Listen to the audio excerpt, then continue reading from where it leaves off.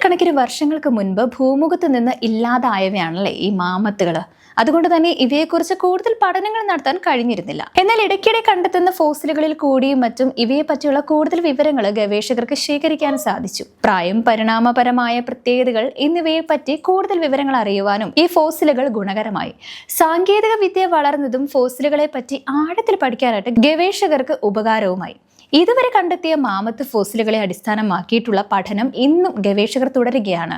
ഈ പട്ടികയിൽ ഏറ്റവും ഒടുവിലായിട്ട് ഗവേഷകർ കണ്ടെത്തിയിരിക്കുന്നത് മൺമറഞ്ഞു പോയ വമ്പൻ ജീവികളായ മാമത്ത് വടക്കേ അമേരിക്കയിലെ ആദിമ നിവാസികളായ ക്ലോവിസ് ജനതയുടെ പ്രിയപ്പെട്ട ഭക്ഷണമായിരുന്നു എന്നതാണ്. 13,000 വർഷങ്ങൾക്ക് മുൻപ് സൈബീരിയയിൽ നിന്ന് വടക്കേ അമേരിക്കയിൽ എത്തിയതാണ് ഈ വംശം. ഇവിടെ ഇവർ കണ്ടത് വലിയ ജീവികളെയാണ്. ഇക്കൂട്ടത്തിൽ മാമത്തുകളും ഉണ്ടായിരുന്നു.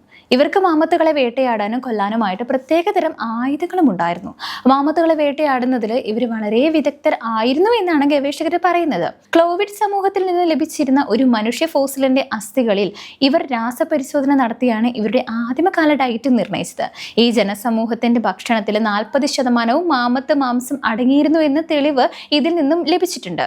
ചരിത്രാതീത കാലത്ത് മൺമറഞ്ഞു പോയ വമ്പൻ ജീവികളാണ് ഈ പറയുന്ന മാമത്തുകൾ. 13 അടി വരെ പൊക്കവും 8000 കിലോ ഭാരവും വലിയ കൊമ്പുകളും തുമ്പിക്കൈകളുമുള്ള ഇവ ആനകളുടെ കുടുംബത്തിൽ പെട്ടവയുമാണ്. 25 വർഷം മുൻപ് തുടങ്ങി 11,000 വർഷം മുൻപ് അവസാനിച്ച പ്ലീസ്റ്റോസീൻ കാലഘട്ടത്തിലെ പ്രബല ജീവികളായ ഇവ ഓസ്ട്രേലിയയും തെക്കേ അമേരിക്കയും ഒഴിച്ച് എല്ലാ ഭൂഖണ്ഡങ്ങളിലും ഉണ്ടായിരുന്നു. എന്നാൽ സൈബീരിയയിലും മറ്റു ഉത്തരധ്രുവ സമീപ മേഖലകളിലും ഉണ്ടായിരുന്ന വൂളി മാമത്തുകളാണ് ഈ വൻ ജീവികളിലെ ഏറെ പ്രശസ്തമായിട്ടുള്ളത്.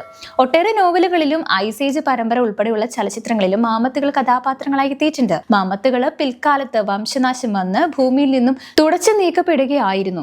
ഇവയുടെ വംശനാശത്തിന് ഭക്ഷണ ദൗർലഭ്യം, കാലാവസ്ഥാ വ്യതിയാനം, മനുഷ്യരുടെ അമിതമായ വേട്ടയാടൽ തുടങ്ങി പല കാരണങ്ങൾ പറയപ്പെടുന്നുണ്ട്. റഷ്യയില് ആർട്ടിക് സമുദ്രവുമായി തീരം പങ്കിടുന്ന വ്രാഗൺ ദ്വീപിലായിരുന്നു ലോകത്തിലെ അവസാനത്തെ മാമത്തുകൾ ഉണ്ടായിരുന്നത്. 4000 വർഷങ്ങൾക്ക് മുൻപ് ഇവയും ചത്തൊടുങ്ങിയതോടെ ഭൂമിയിലെ മാമത്ത് യുഗത്തിന് അന്ത്യമായി. ഏഷ്യൻ ആനകൾക്കും മാമത്തുകൾക്കും ഒരേ മുൻഗാമിയായിരുന്നു ഉണ്ടായിരുന്നത്. ആഫ്രിക്കൻ ആനകൾ ഇക്കൂട്ടത്തിൽ വരുന്നില്ല. വംശനാശം വന്ന ഒരു മാമത്തിന്റെ DNA-യിൽ നിന്നും കൾച്ചർ ചെയ്തെടുത്ത കൃത്രിമ മാംസം ഇടയ്ക്ക് വികസിപ്പിച്ചെടുത്തതും മൃഗകോശങ്ങളിൽ നിന്നും കൾച്ചർ ചെയ്തെടുത്താണ് ലാബ് ഗ്രോൺ മീറ്റ് തയ്യാർ ചെയ്യുന്നത്. മൃഗങ്ങളെ കൊല്ലാതെയും അവയുമായിട്ട് ഇടപെടാതെയുമുള്ള മാംസോൽപാദന രീതിയാണിത്.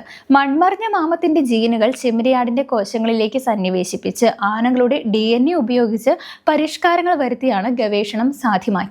ഇതിലൂടെ സൃഷ്ടിക്കപ്പെട്ട മാംസഗോളത്തിന് മുതല മാംസത്തിന്റെ ഗന്ധമാണെന്ന് ഗവേഷകർ അന്ന് പറഞ്ഞിട്ടുണ്ടായിരുന്നു.